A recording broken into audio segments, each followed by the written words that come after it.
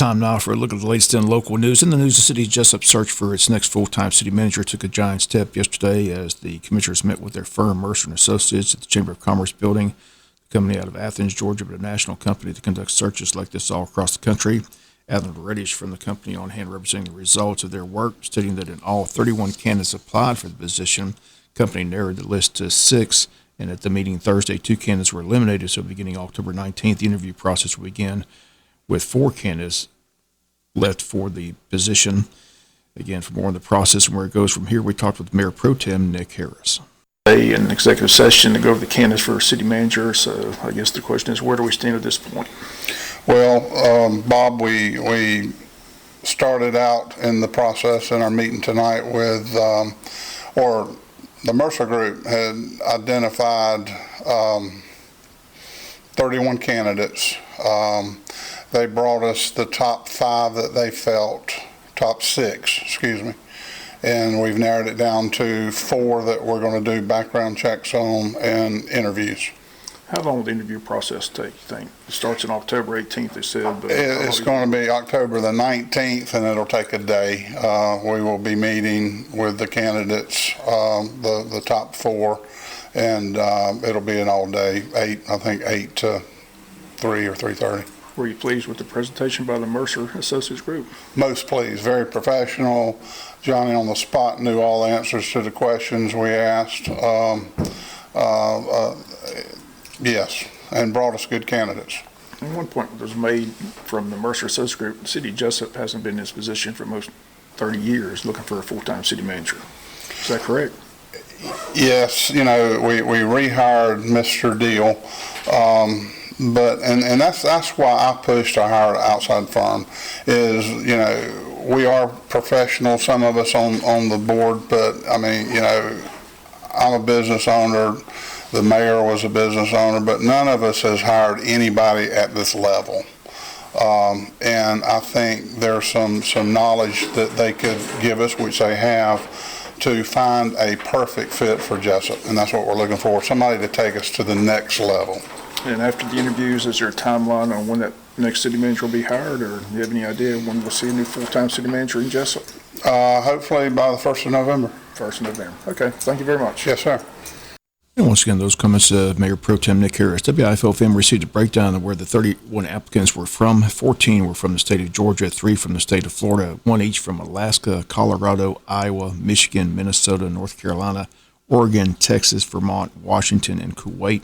The Mercer Group made contact with 575 city and county managers, and the job announcement was placed on 20 different websites, including the National Forum for Black Administrators, Women Leading Government, International Network of Asian Public Administrators, and Hispanic League of Government Administrators, tend to be as versatile and open to everyone. Once again, the list has been narrowed down to the final 4 who will be interviewed on October 19th. WIFO will continue to follow the process as it develops. Once again, the executive session yesterday lasted about 2 hours as they saw videos of the candidates that are being considered for the position. Again, the event held just at the Chamber of Commerce building. While at the Chamber office Thursday, WIFO has learned that a new date for the Chamber's Legacy Dinner has been set. The new date, November the 9th.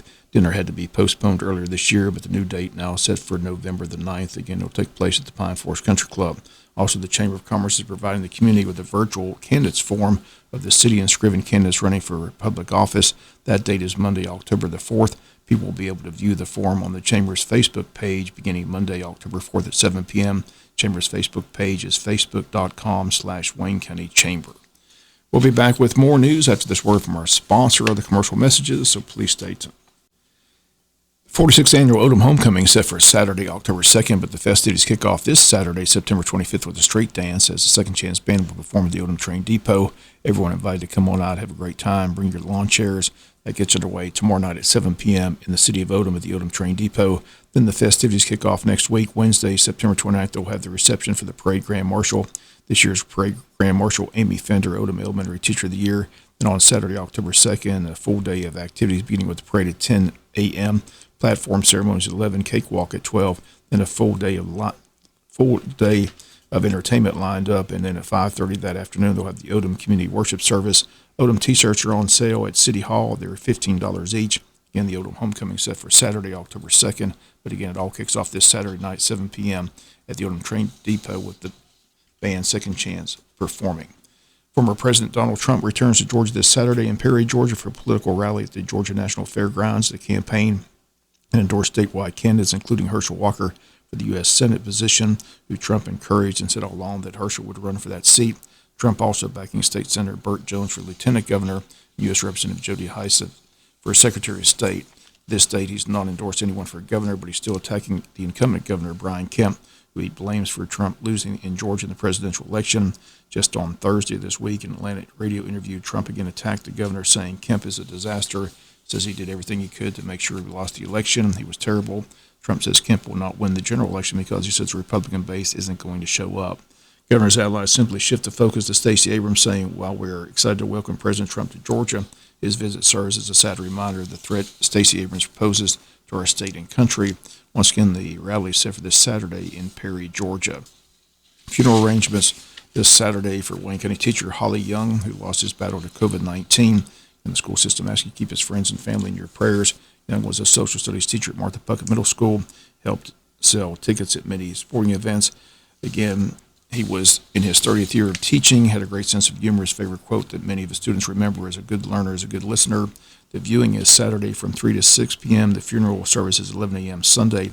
Both are taking place this weekend at the Pavilion in Riceboro, Georgia. Flowers can be sent to the Darien Funeral Home at 100 CA DeVillers Road, Darien, Georgia 31305. And a reminder, beginning on Monday, Wayne County schools get back to normal session. Again, they state with the COVID-19 numbers steadily improving, Wayne County school system will transition to the targeted measures model with all students attending school beginning Monday, September 27th. So again, all students return to in-person learning at all school sites in Wayne County on Monday, September the 27th. We'll be back with some final news notes after this word from our sponsor of the commercial messages, so please stay tuned. Final notes news: law enforcement happy that a 3-hour standoff ended peacefully this past Tuesday, September 21st. In the afternoon hours, the police department received a report of a domestic violence incident that occurred at 118 East Magnolia Street. The report came from a secondary location where the victim was able to escape and obtain a phone to call the police. Detectives were notified and continued the investigation, which led them back to 118 East Magnolia Street in an attempt to speak with the suspect in the case. When detectives and officers from the patrol attempted to contact the suspect, he refused to respond to the investigation that had occurred and facts that led detectives to believe the suspect was at the residence and refusing to comply. A search warrant was obtained for the residence. Upon execution of the search warrant, officers were shot at by the suspect. Jesup PD then requested assistance from the Wayne County Sheriff's Department. Also, during the standoff with the suspect, he again shot at officers, and CS gas was used in an attempt to gain a peaceful surrender of the suspect. Again, after a 3-hour standoff with officers, the suspect then surrendered peacefully, was taken into custody. Again, the Jesup Police Department wants to thank the Wayne County Sheriff's Office, the Macon County Sheriff's Office, Georgia State Patrol, Wayne County EMS, Jesup Fire Department, and Wayne County E911. As a result of the investigation, 40-year-old Kenneth Hall of Jesup has been arrested on numerous charges, including rape, aggravated assault of a peace officer, a convicted felon in possession of a firearm, and several other pending charges. Chief Perry Morgan encourages anyone with information pertaining to this case to simply call the Jesup Police Department at 427-1300. Wayne County High School getting ready for the big homecoming parade. If you'd like to have an entry into the parade, again, they want you to contact Mrs. Glenda Boone or Mrs. Jody Kirkland at the high school. You have to be signed up by 3 p.m. on October 5th. And if you're interested in an entry, contact them at 294-1057. Still have until October 1st to get your Scarecrow entered into the Scarecrows Among Us contest in downtown Jesup. The Jesup Kiwanis Club and Jesup Downtown Development Authority is sponsoring the contest once again. $40 entry fee. Again, the setup will be between October 8th and 14th. Several categories: business, school, group, individual, family. Again, if you need more information, call City Hall and ask for Molly Hall at 427-1313. The Wayne County Chamber of Commerce sponsoring an elected officials cookout Thursday, September 30th at 6 p.m. That takes place at the Wayne County Farmers Market next week. And finally, don't forget the date for the 22nd annual Lean Todd Memorial Rodeo has been set. The dates Friday and Saturday, October 8th and 9th. Performances nightly at 8 p.m. Gospel sing at 6:30. Cowboy Church at 7:30. Tickets for adults $15. Tickets for kids $10. Under 6 will be admitted free.